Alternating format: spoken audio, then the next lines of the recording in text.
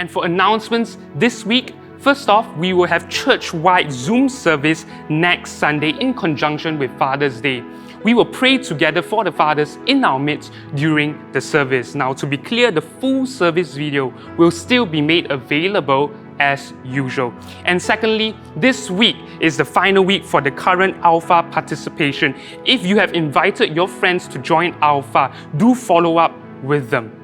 And now, our speaker for today is Brother Ravi Sundaralingam. Brother Ravi, along with his family, worship in Pope EFC, and we are so glad to have him with us. So let's tune in and welcome Brother Ravi. Good morning, SSGC.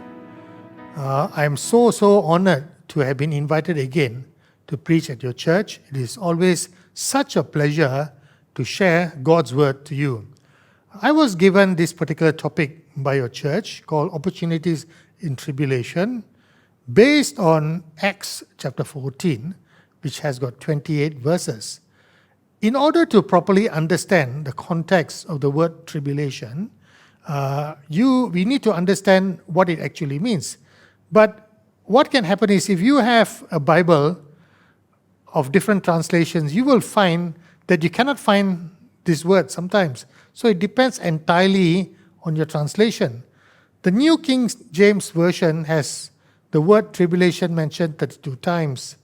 Similarly, the Amplified Bible has it mentioned 21 times. But if you have the Good News Bible or the Contemporary English Version, you're not going to find this word at all. So you could be hunting down verses and not finding it. So that's going to be a bit problematic. But not to worry. The Old Testament was actually written in Hebrew. The New Testament primarily in Greek. And if we do an analysis of the original meaning of the word tribulation is pronounced as Sarah. I think I got it right. And in the Greek, it's called thlipsis. Now, what it means is that it refers to words such as adversary, adversity, distress, and both the Hebrew and the Greek meanings use the word affliction, anguish, and trouble. All of these indicate times of stress for the believer. Now, with that in mind, let us understand the events leading up to Acts chapter 14. And these are the post-resurrection events. See, in Acts chapter 1, verse 4, Jesus instructs his disciples to remain in Jerusalem. And meanwhile, there was Pentecost took place, and the apostles were carrying out signs and wonders, and people were awed. But what had happened was that the religious leaders felt deeply threatened by the occurrences of these healings. Now, that's very peculiar, because when you see a miraculous healing take place, ideally you should be overjoyed, and because it is something that you cannot explain. But the religious leaders saw it as a huge threat to their position. But they couldn't do anything about it because the evidence was very clear. Interestingly enough, these leaders absolutely refused to repent. They did not want to acknowledge that such healings came from God. So they introduced tribulation or trial or stress amongst the believers of Christ, resulting in them having to scatter, leave Jerusalem, and go to Samaria and Judea, which incidentally coincides with the West Bank area of Israel. It is the apostles that remained in Jerusalem. So in Acts chapter 14, verse 3, it says that the apostles stayed there for a long time, speaking boldly about the Lord. So they had a lot of confidence in what they were saying. They knew what they were saying. They were driven deeply by their conviction. Okay, they say also that who proved that their message about His grace was true by giving them power to perform miracles and wonders. So the boldness also came with evidence of God's sovereign grace and God's ability to heal and create signs and wonders. And if that could not attract the attention of people who are greatly in disbelief, what else could? Now, why did the apostles do this? We will see in Acts chapter 4, verse 20. He says, "For we cannot stop talking about what we have seen and heard." They were deeply convicted and knew the truth that would set them free. They were deeply convicted and convinced about the message of the gospel. They truly believed in what Jesus had said and who he was, that he was the Son of the living God. So because of that, they were very, very brave in what they said. Now, let's look at Acts 14 in a nutshell. What happened is, it starts off by saying that many came to Christ, but somehow there was negative sentiment growing against the believers. People were not happy. Can be for any number of reasons. It could be because this new belief system was gaining traction. The second thing is that this new belief system challenged a lot of traditions and previous beliefs. And because the Jews as well as the Gentiles had rejected Jesus as Lord and Savior, they would reject whatever message that talks about salvation that comes from this new belief, which we now know as Christianity. However, the gospel continued to be preached with power, and it ended up with the apostles being persecuted.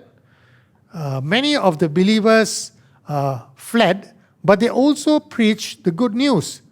Then there was the incident about a crippled man and how he was healed. And what had happened is, instead of acknowledging God, the people started placing improper honor. That means they were treating Paul as some kind of a god, as being a man of great power. But we all know that power comes from God. It never ever comes from man. God empowers man through the Spirit of God, and because of that, these miracles take place. God therefore uses men as instruments for his glory. But Paul knew who God was. He made it a point to acknowledge and declare it was God instead who was doing all these wonderful signs and wonderful miracles. He gave glory to God. He did not seek glory for himself, something we need to understand. The end of it all, there was increased persecution despite all the signs and wonders, but what is most important is the gospel was still being preached. Now, what we see here is that severe persecution brought about the scattering of the church. People were put into a lot of stress, and because of that, they fled Jerusalem. But what happened is, in the process, the gospel left the confines or the boundaries of Jerusalem and started spreading out. And because of that, the church started growing outside Jerusalem, because the gospel was preached despite the times of tribulation faced by the believers of Jesus. So that raises a question. We have seen historically what the disciples did. We have seen historically what the apostles did. But what are you going to do if you find that your rights as a believer are rescinded or negated? Essentially, what would you do if your rights to believe in Jesus as Lord and Savior is nullified or negated? It has become a crime to do so. What would you do if you must obey another belief system that denies the deity of Christ? What are you going to do when you have to deny Christ? Now, these are things that you need to think about, because throughout human history, there's always been challenges to the gospel of Jesus. There's always been challenges imposed on those who bring the good news. That means challenges placed on you and me who are believers in Jesus. But what does 1 Peter chapter 4, verse 16 say? It says, "Yet if anyone suffers as a Christian, let him not be ashamed, but let him glorify God in that name." So, what it says here is, don't be shy about it. Preach the gospel. You're going to have times of difficulty, but do it because it glorifies God. That should be the correct attitude. We should never do things out of fear. We should never let fear take a stranglehold in the way we live our lives. Okay? Acts chapter 14, verse 22, the second part, it says, through many tribulations, we must enter the kingdom of God. There is no smooth path. That means when you come to Christ, you are not going to go for a walk in the park. You will have many challenges, and they will come from everywhere. You can come from friends, come from relatives, come from your community, come from laws in the country. But what does it say? You have to endure all of this. So, enduring tribulations is part of the Christian life. Now, that raises the next issue. Because of the difficulties that you are facing, because of your belief, you have to think very deeply about why do you believe what you believe. Because if you just have a very superficial belief system, and if because you just accept what somebody else say, and in the time of difficulty you could just have your belief system just falling apart. So you need to think very deeply about why you believe. Why is it that you have the faith that you have? Otherwise, you can have a situation when stresses come, you start to be lost.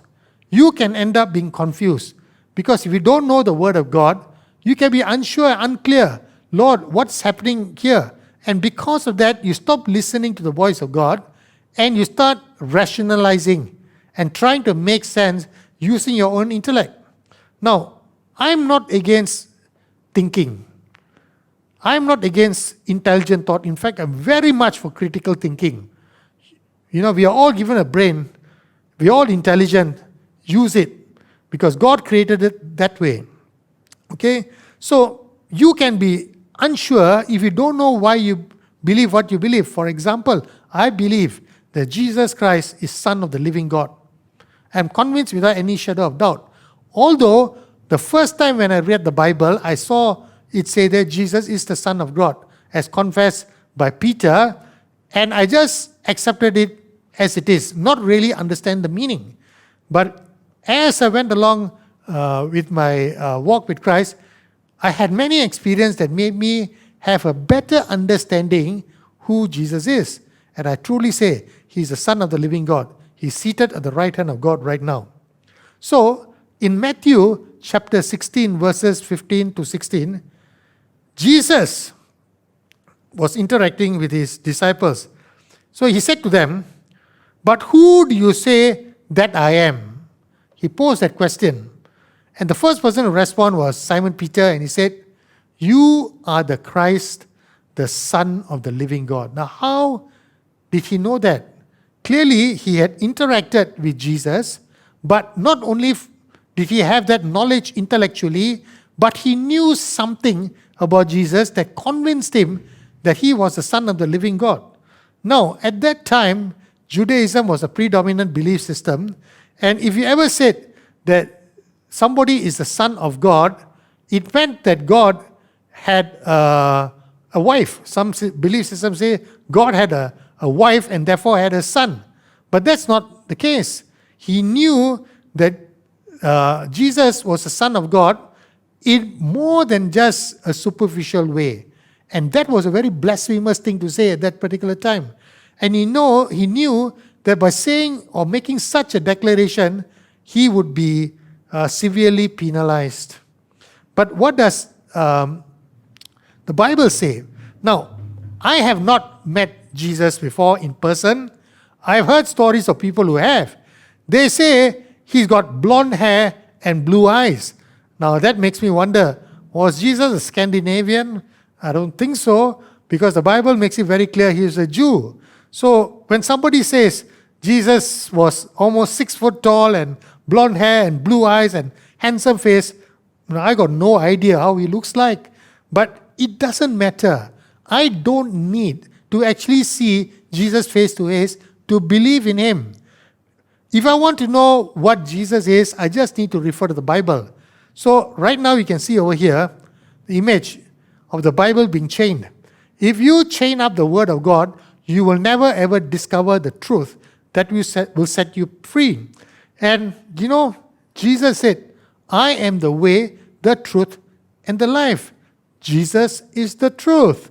So in 2 Timothy chapter 3, verse 16, it says, all scripture is breathed out of God and profitable for teaching, for reproof, for correction, and last but, for training in righteousness. If you want to know what God is like, study the Word of God. Because the Word of God gives you different perspectives and different descriptions about the character and nature of God. And this thing takes a lifetime. I've been a believer for 41 years. And I tell you, it's an ongoing journey.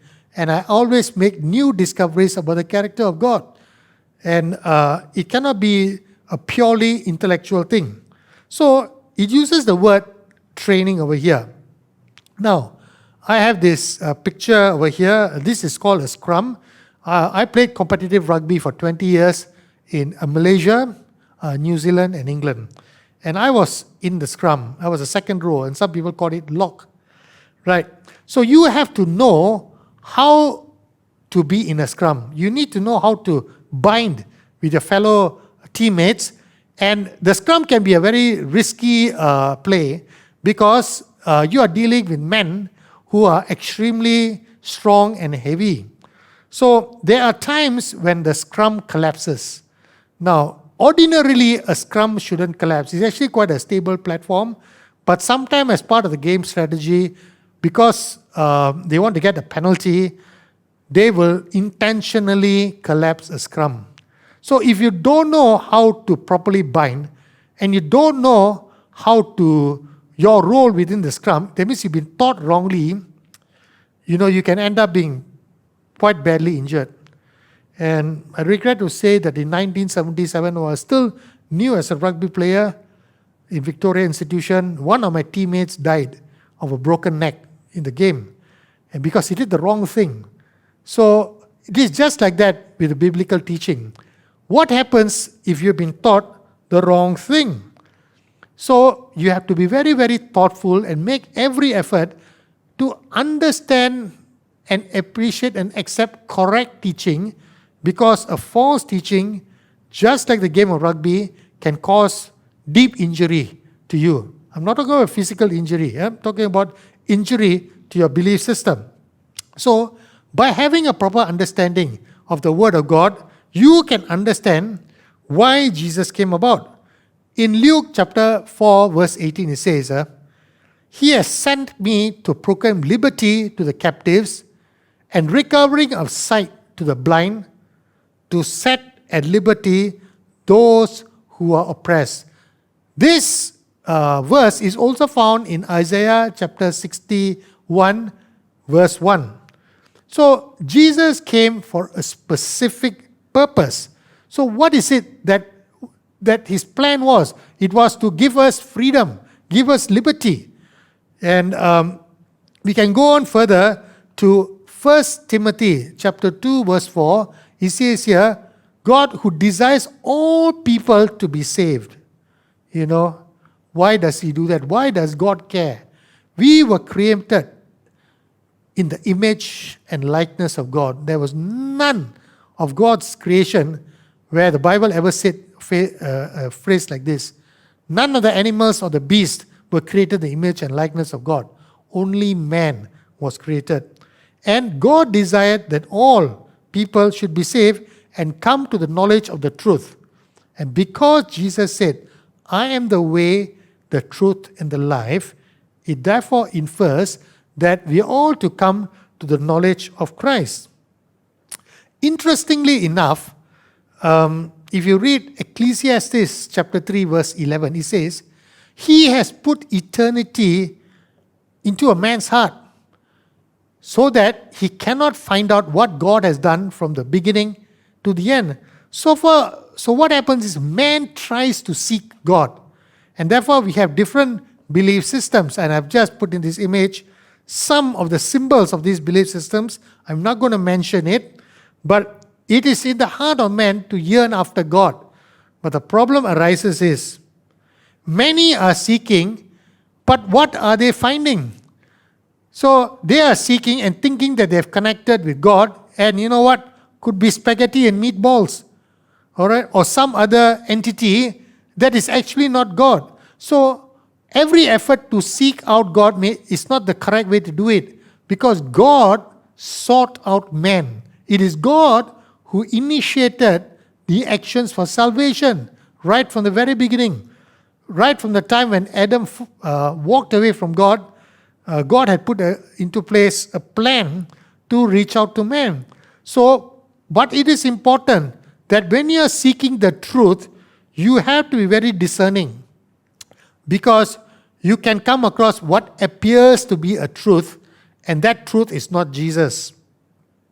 So, because man, when I say man, I also mean women and children, is so precious in the eyes of God, in Acts chapter 10, verse 42, he says, and he commanded us, that means us as believers, to preach to the people, that means the people who don't know the message of the good news, and to testify that he is the one appointed by God, Jesus, to be judge of the living and the dead.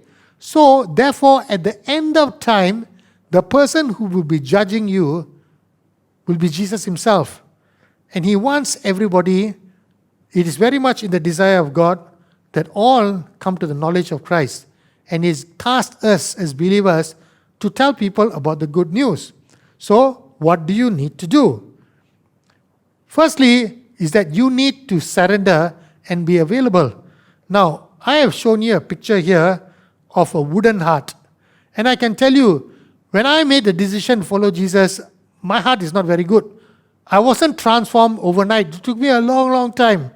Okay, because I didn't have compassion, I had no love, and things like that. Because I was brought up and I was doing sports, I was doing horrible things. I was stomping people on their heads. I was breaking their arms and legs in the game, of course. And thankfully, I didn't get sin bin. But that was what it was like.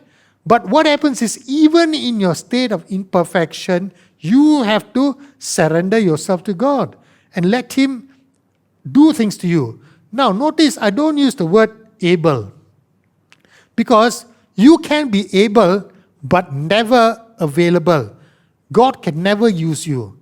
What you need to be is, first and foremost, be available so that God can make you able.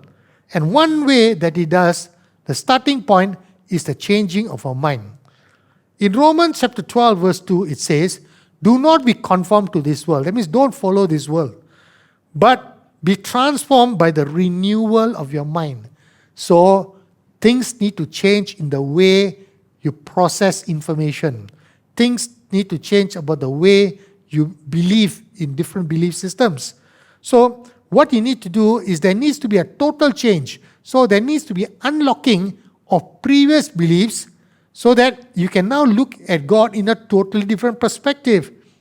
It doesn't happen overnight. I have people who come and pray to me, lay hands on me, and then say, Spirit of God has come upon you, and a change has taken immediately. Now, that has never ever worked for me. Before the meeting and after meeting, everything seems to be the same. Okay? But it is a process. Maybe for some people it happens quickly, but for me it happens very slowly, because I need to really look things through thoroughly. See, but what he says here is, transformed by the renewal of your mind, and then he says that by testing, you may discern what is good and acceptable and perfect. Now, I highlighted the word testing, and I've done a bit of a search in the Strong's Concordance, and it uses this word called dokimazu. I'm not sure if I pronounce it properly in Greek. Essentially, it means examine, prove, or try.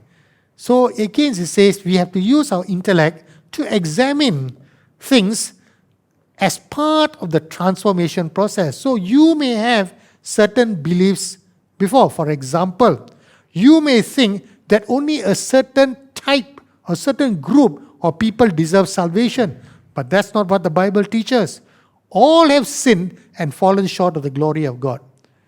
This means that every single living person in this planet needs to come to the point where they make a decision whether they want to follow God or not.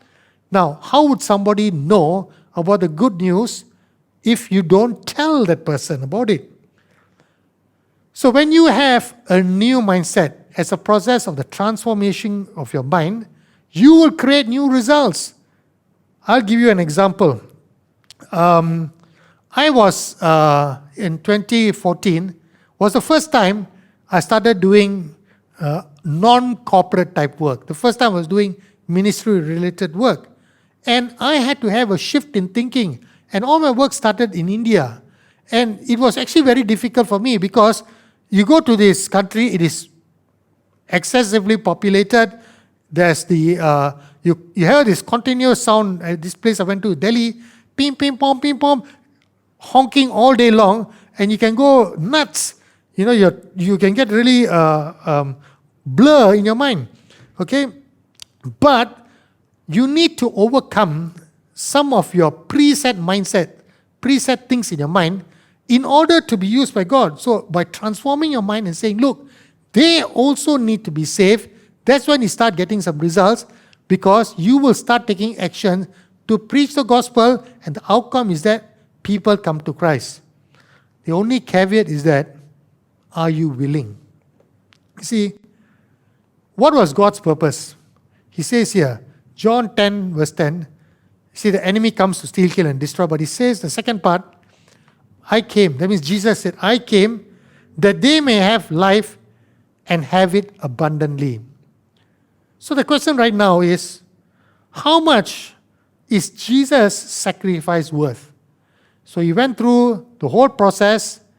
He was crucified and resurrected. He did a lot of work on his part, and he been through a lot of stress, and he suffered greatly. For what purpose? So that man can be set free. So that you can be set free. Your friends and your family can be set free. How much do we value the sacrifice that Jesus has taken? So there's actually 4 responses. I'll tell you what they are. First is, you could say, you know the truth that will set you free. You know what the Bible says. You know what Jesus has instructed you to do. You can say, look, I'm just not going to do it. And you don't even do it at all. Okay, you say you're not going to do it, and you don't take any actions, right? Essentially, you couldn't care less. The second type is, you say, oh yes, Lord, I will do it. But you never do it. It's just all talk, no action. So this is really pitiful and sorry you are in these 2 categories. The third is, you will say, look, I'm not going to do it. It's just too much hassle.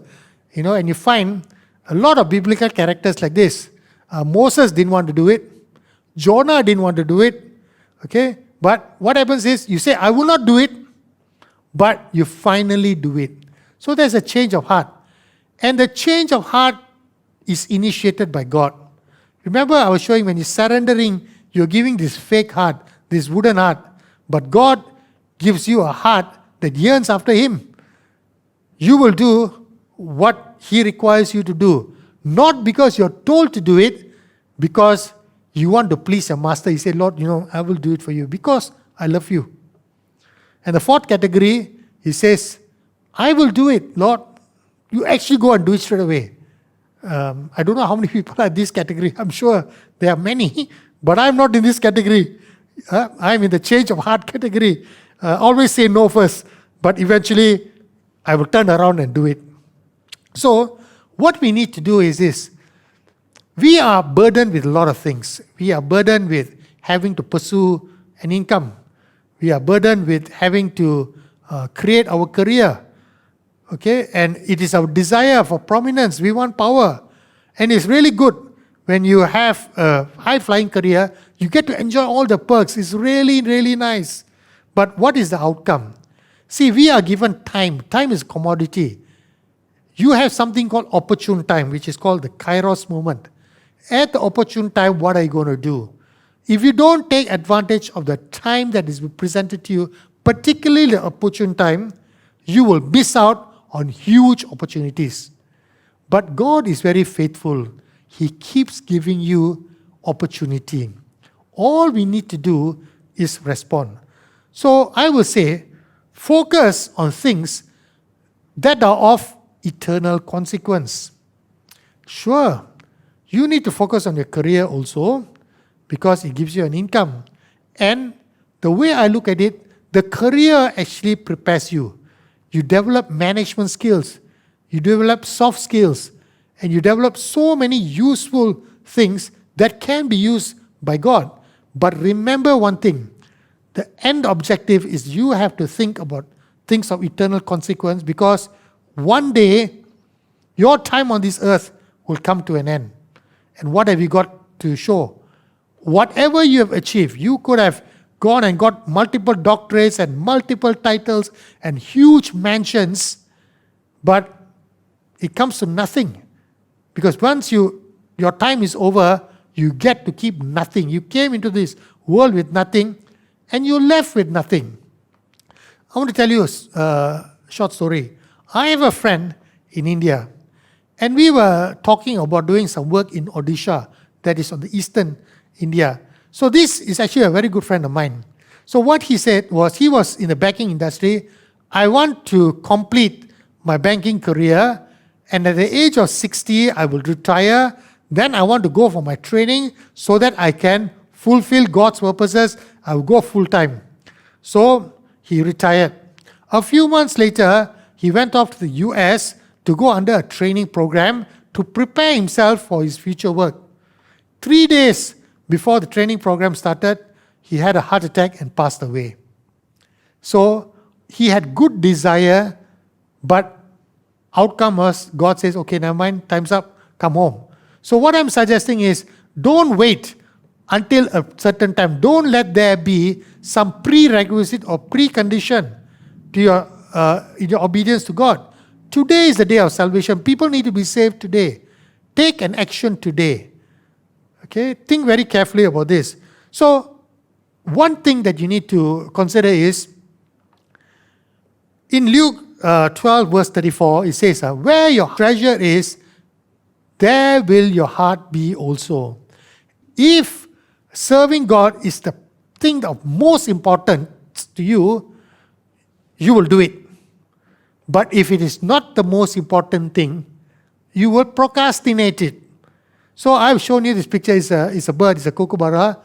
And it actually doesn't look like this, but it's got this blue punk thing on the hair, and it's all looking very pretty. So if your desire is to look good, if your desire is to acquire a lot of jewelry, or your desire is to create wealth, that's all you will get.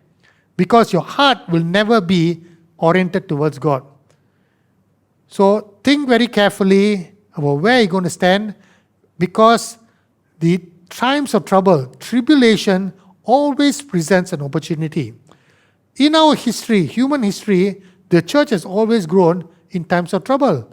I personally think we are going to be heading to some serious trouble in the future, economically, in terms of politics, in terms of the stability of government, not only in Malaysia, but globally. What are you going to do then? If you're not prepared, what are you going to do? So I would like you to think deeply about this. And with that, I want to ask that, Heavenly Father, you bless all those who hear this message, that they will take a step to follow you seriously and be obedient to your word. In Jesus' name, amen. Thank you. Thank you, Brother Ravi, for sharing God's word with us. Now, if you're new, have a prayer request or a testimony to share, kindly scan the QR code on the screen or click the link below, and we look forward in connecting and hearing from you. And our church, I trust that you've been blessed, encouraged, and challenged by the Lord in today's service. And before we end, let's all bring it all to God in prayer. Dear Heavenly Father, we thank you that you have spoken to us. And I pray right now that you give us the faith to continue to stand firm and remain steadfast in your ways and in your love amidst this current crisis. And I pray, Lord, that you give us your everlasting peace and assurance that you are indeed still in control. And Lord, I pray that you watch over us and your presence be with us through the week. Thank you, Lord. We worship and glorify you in Jesus' name. And all God's people said, Amen. God bless and see you next week.